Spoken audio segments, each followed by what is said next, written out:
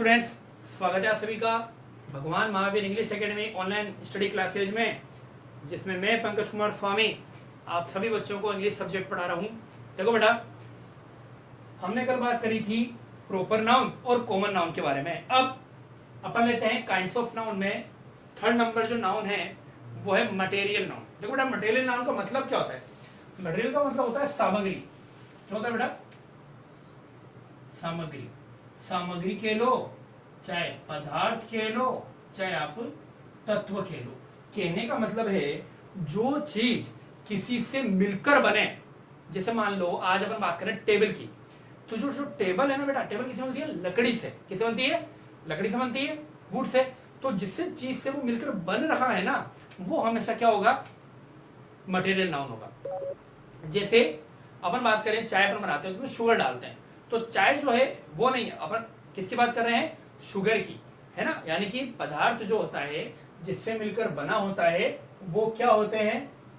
आपके material noun होता है। चाहे वो चाय के लो, टी के लो, चाहे शुगर के लो, चाहे राइस के लो।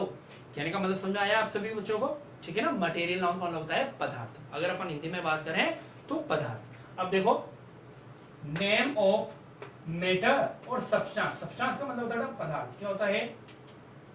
पदार्थ। तो नेम ऑफ मैटर और सब्सटेंस ऑफ द थिंग्स, जो थिंग्स है उनके जो पदार्थ है या तत्व हैं वो हमेशा क्या होंगे? मटेरियल नाउन होते हैं। जैसे sugar, rice, water, gold, platinum. White gold जो होता है उसको प्लेटिनम बोलते हैं। Would and money. मनी भी होता है बेटा, ध्यान रखना, ठीक है ना। मनी भी हमेशा मटेरियल नाउन माना जाता है। तो बात आ गई समझ में? कौन सी नाउन होती है मटेरियल नाउन? जो कि क्या होती है? पदार्थ होती है, या फिर तत्व मान लो, या फिर क्या मान लो? सामग्री मान लो।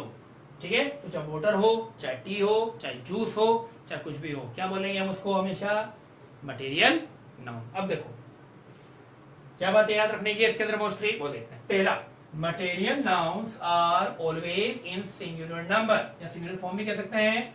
यानी कि बेटा मटेरियल नाउन जो होती है ना वो हमेशा सिंगुलर यानी कि एक वचन होती है, कभी भी प्लूरल नहीं होती। कभी भी ऐसे में लिखते हैं ना, वाटर्स, गोल्ड्स, वुड्स, मनीज, शुगर्स, ऐसा अपन नहीं लिख सकते हैं। ठीक है, बात आ गई समझ में? दूसरा, it has no plural forms. इनकी प्लूरल फॉर्म नहीं होती, क्योंकि होती सिंगुलर है तो इसकी प्लूरल फॉर्म भी नहीं होगी। These are uncountable noun। बहुत इंपॉर्टेंट है बेटा, ये हमेशा अनकाउंटेबल होती है, इनको आप गिन नहीं सकते। 1 2 3 1 2 3 4 5 6 ऐसे आप इनको क्या नहीं कर सकते? You can't count these nouns, you just guessing these amount. यानी कि आप उसको केवल क्या कर सकते हैं? इनकी जो अमाउंट है, इसकी क्वांटिटी, उसको क्या कर सकते हैं? केवल गेस कर सकते हैं बेटा। आप उसको क्या नहीं कर सकते? काउंट नहीं कर सकते। आगे बात समझ में? ठीक है। तो दीज आर क्या होती है? Uncountable noun. ये कैसी नाउन होती है बेटा? अनकाउंटेबल नाउन होती है, यानी जिसे हम गिन नहीं सकते। और कौन सी होती है? सिंगुलर होती है। प्लूरल होती है क्या इनकी? नहीं होती है, क्योंकि प्लूरल फॉर्म नहीं होती है। अब देखो बेटा, फोर्थ नंबर है कलेक्टिव नाउन। कलेक्टिव नाउन का मतलब क्या होता है? कलेक्शन। क्या होता है? कलेक्शन। एक ही प्रकार के, जब अपन एक ही प्रकार की चीजों को लेकर कोई कलेक्शन बनाते हैं तो उसको क्या बोलते हैं? Collective noun. देखो जैसे name of collection of persons और थिंग्स, यानी कि जो व्यक्ति हैं और जो चीजें हैं उनका क्या होता है? ये कलेक्शन। कलेक्शन को अगर हिंदी में कहें तो क्या बोलेंगे? समूह। टेकन टुगेदर, जिसको एक साथ में लिया जाता है। As one whole. One whole का मतलब होता है एक रूप में। कहने का मतलब है कि अगर हम अलग अलग ना लेकर उन सभी को एक ग्रुप में डाल के और अगर बोलेंगे तो उनको क्या बोलेंगे अपन? कलेक्टिव नाउन है। जैसे देखो बेटा, क्लास। क्लास क्या होता है? Collection of students. क्या होता है? Collection of students. बात आई समझ में आपको? तो जो स्टूडेंट्स है सारे के सारे वो मिलकर क्या बना रहे हैं? क्लास बना रहे हैं। अब या तो सारे स्टूडेंट्स को बोल दो, या फिर अपन एक क्या बोल सकते हैं? उनके ग्रुप को। जैसे क्लास 9 थे आपकी, जैसे क्लास मान लो 7 थे, 6 थे, 8 थे, जो भी है। ठीक है ना। अब देखो, टीम क्या होता है? कलेक्शन ऑफ, कौन बताएगा? हाँ बोलो, क्या होता है? Collection of players. टीम में कौन होते हैं? खेलने वाले प्लेयर्स होते हैं। तो प्लेयर्स को अलग अलग ना लेके 11 की, जैसे मान लो क्रिकेट टीम है तो अपन टीम बोलेंगे, अपन प्लेयर्स कलेक्शन ऑफ प्लेयर्स नहीं बोलते, अपन क्या बोलते हैं, टीम, द इंडियन टीम। आगे बात समझ में? आगे देखो, आर्मी, आर्मी क्या होता है बेटा, आर्मी क्या होगा, कलेक्शन ऑफ, क्या बोले, सोल्जर्स कर दे,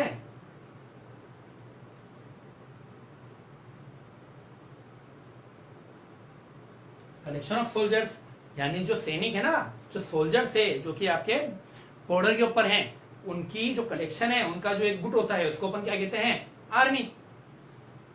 स्टाफ क्या होता है, कलेक्शन ऑफ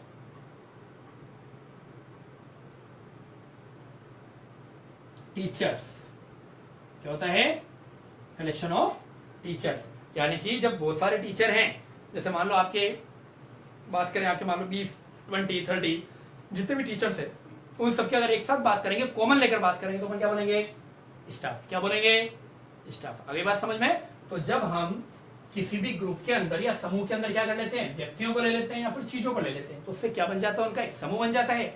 उस समूह को ही क्या नाम दिया जाता है, कलेक्टिव नाउन।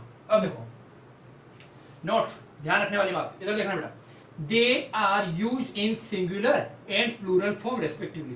कहने का मतलब है ये सिंगुलर भी हो सकती है और ये प्लूरल भी हो सकती है। किसके ऊपर डिपेंड करेगा, हमारे मीन के ऊपर, अर्थ के ऊपर। आप सर कैसा वाक्य बनाना चाहते हैं, क्या आप सबको एक साथ लेकर बोलना चाहते हैं या फिर आप सबको अलग अलग लेकर बोलना चाहते हैं। जैसे देखो, दिस इज क्लास 10th, ये कौन सी क्लास है, क्लास 10th है। मतलब अगर मान लो कोई मैं रूम के बाहर खड़ा हूं और मेरे को कोई पूछता है विच इज दैट क्लास, ये कौन सी क्लास है, तो मैं क्या बोलूंगा, दिस इज 10th क्लास। ये क्लास कौन सी है, 10th है। लेकिन अब देखो, all classes shout in absence of their teacher. अब क्या बात है कि जितनी भी क्लासें हैं ना, जितनी भी कक्षाएं हैं, 10th भी आ गई, 9th भी आ गई, 7th भी आ गई, अब ये सारी कक्षाएं क्या कर रही है, शोर मचा रही है। कब मचा रही है, जब वहां पे टीचर नहीं है। तो अब अपन क्या बात कर रहे हैं, अपन अलग तरीके से बात करेंगे। यहाँ पर अपन ने केवल ग्रुप में एक ही चीज को शामिल किया, तो अपन ने कहा दिस इज क्लास 10th। अब हम क्या कर रहे हैं, जितनी भी स्कूल की सारी क्लासेज जो 1, 2, 3rd, 4th, 5th, 6th, 10th तक जितनी भी है, उन सबको एक साथ बोल रहे हैं। क्या बोलेंगे, all classes shout in absence of their teacher. आगे बात समझो बेटा। तो अलग अलग अर्थ में ये भी क्या हो जाएगी, कभी सिंगुलर होगी, ये कभी प्लूरल होगी। लेकिन बेटा याद रखना, जो मटेरियल नाउन है ना, वो कभी भी प्लूरल नहीं होती है। There is no plural form of the material noun. ठीक है, कल मिलते हैं अपन नेक्स्ट वीडियो में, कुछ नए आपके जो नया इससे आगे नाउन से उसके बारे में बात करेंगे। फिर अपन हो सकता है कि एक्सरसाइज भी देखें। ठीक है, आपकी तैयारी जो है, प्रिपरेशन ना बेटा, वो करते रहो। ठीक है, अब आपको पता ही है जैसे कि सरकार ने कह दिया कि भाई 1 जून से जो है लॉकडाउन खुल जाएगा, तो हो सकता है मे बी इफ पॉसिबल तो आपकी जून से क्या हो जाएगी बेटा, क्लासेस लगनी शुरू हो जाएगी। तो मैं चाहता हूं कि आप जब क्लास में बैठे ना, तो कुछ आपके माइंड में चीजें होनी चाहिए जो कि पढ़ाई जा चुकी है। और अपने फ्रेंड्स को, अपने दोस्तों को, आपके जो क्लासमेट्स हैं ना आपके साथ में स्कूल में, उन सभी बच्चों को भी बताइए कि आपको क्या करनी चाहिए, सर की जो वीडियोज है वो देखनी चाहिए और घर पे जो है बेटा अपनी जो स्टडी है उसको जारी रखना चाहिए। थैंक यू वेरी मच, कल मिलते हैं न्यू टॉपिक में। Thank you very much.